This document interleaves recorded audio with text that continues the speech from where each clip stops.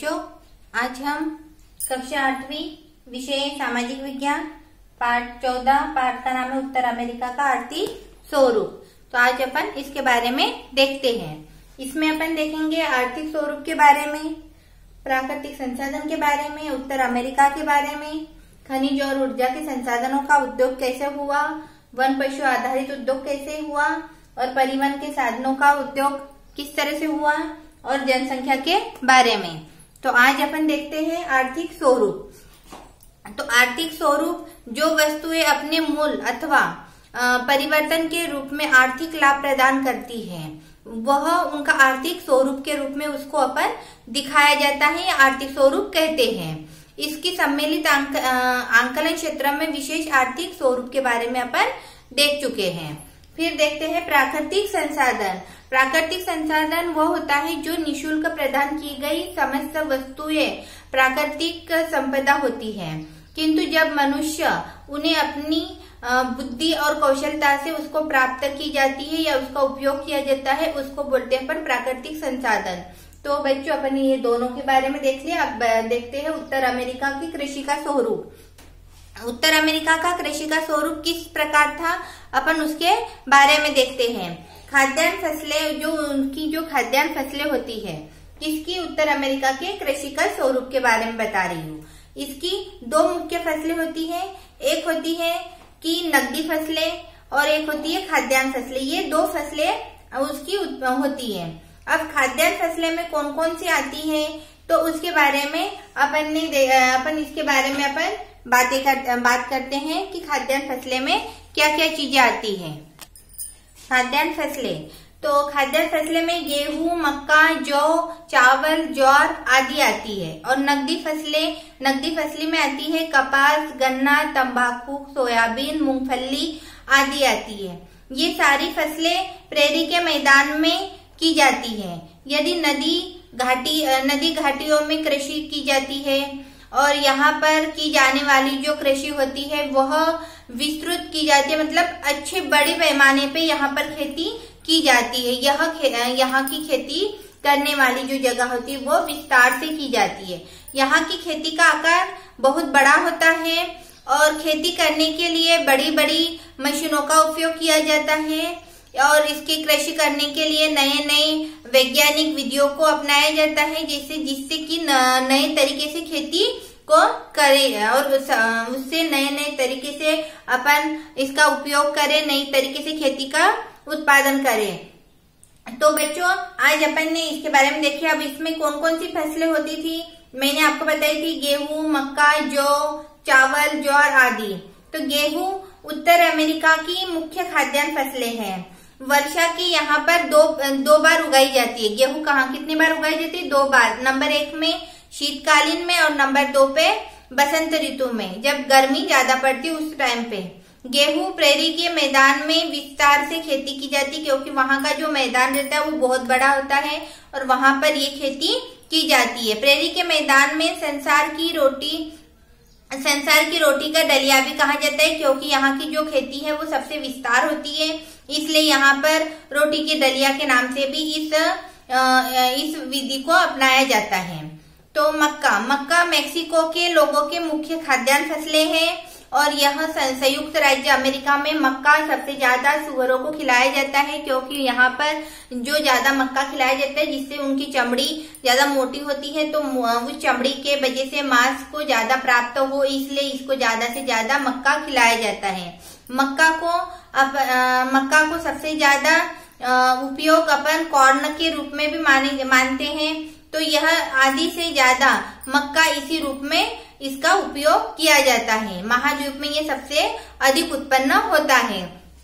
फिर आता है जौ है कनाडा में पैदा की जाती है और यहाँ की दृष्टि से कनाडा का स्थान प्रथम है। इन सारी चीजें, मतलब गेहूं, मक्का, जौ, चावल, इन सबको एक स्थान के रूप में रखा गया है कि कौन सी स्थान पे कौन सी चीज आ रही है। जैसे गेहूं कौन सी स्थान पे आ रहा है, जौ कौन सी स्थान पे आ रहा है, ये सारी चीजें इसमें एक स्थान दिया गया है।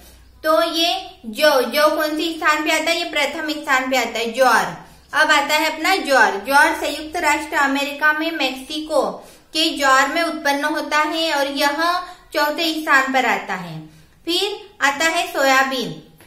सोयाबीन सबसे ज्यादा उत्पन्न की जाती है, 1/4 से अधिक है। सोयाबीन का उत्पादन जो होता है वो सबसे ज्यादा होता है, 1/4 से ज्यादा, मतलब बहुत ज्यादा, बहुत बड़े पैमाने पर इसका सोयाबीन का उत्पादन किया जाता है।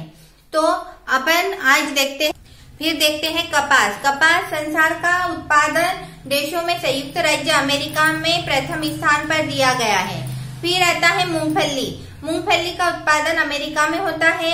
फिर आता है गन्ना। गन्ना क्यूबा के उत्पन्न होता है। क्यूबा का स्थान विश्व में गन्ना उत्पादन में तीसरा स्थान है और अधिक मात्रा में शक्कर की प्राप्ति के लिए, शक्कर की प्राप्ति के कारण ही ये क्यूबा को कहते हैं और क्यूबा को एक शक्कर का घर भी कहा जाता है। तो बच्चों इसमें आपका प्रश्न भी बनता है कि क्यूबा का घर किसको कहा जाता है, तो आपको इसका उत्तर याद होना चाहिए। फिर आता है तंबाकू। तंबाकू अमेरिका का दूसरा स्थान पर है। यह मेक्सिको पर घाटी पर उत्पन्न किया जाता है। सबसे बड़ी घाटी रहती है, वहां पर तंबाकू का उत्पादन किया जाता है। फिर आता है खनिज एवं ऊर्जा संसाधन। लोहा, तांबा, ये सारे क्या है, खनिज है जो वहां पर अपन को मिलती है। तो क्या क्या मिलता है वहां पर, लोहा, तंबाकू, जस्ता, सोना, चांदी, कोयला, पेट्रोल, प्राकृतिक गैस, ये सारे पदार्थ क्या वहां पर सबसे ज्यादा उत्पन्न होते हैं। तो इस तरह से बच्चों अपन ने ये सारी चीजें देखी है। अब अपन देखते हैं, फिर अपना आता है पशु पक्षी आधारित उद्योग। अपन ने खनिज और उद्योग संसाधन के बारे में, उद्योगों के बारे में देख लिया है कि कौन कौन से उद्योग इसमें आते हैं। तो अपन अभी देखते हैं वन पशु आधारित उद्योग।